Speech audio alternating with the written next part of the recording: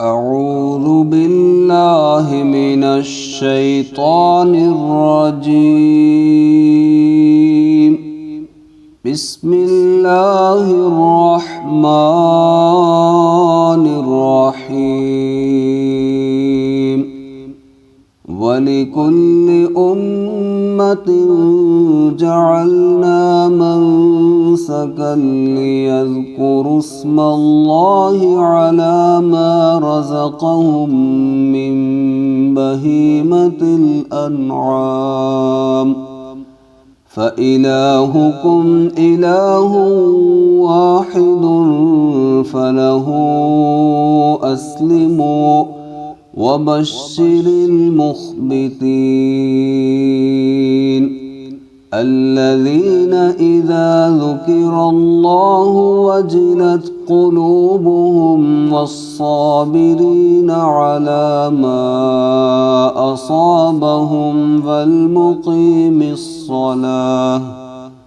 والمقيم الصلاة ومما رزقناهم ينفقون والبدن جعلناها لكم من شعائر الله لكم فيها خير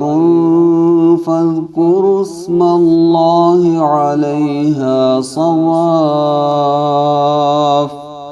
فإذا وجبت جنوبها فكلوا منها وأطعموا القانع والمعتر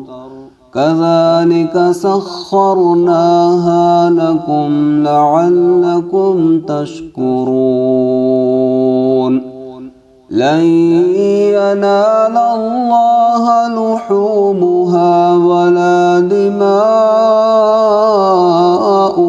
ولكن يناله التقوى منكم كذلك سخرها لكم لتكبروا الله على ما هداكم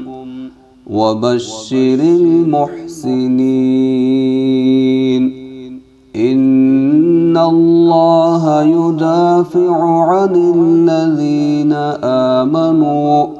إن الله لا يحب كل خوان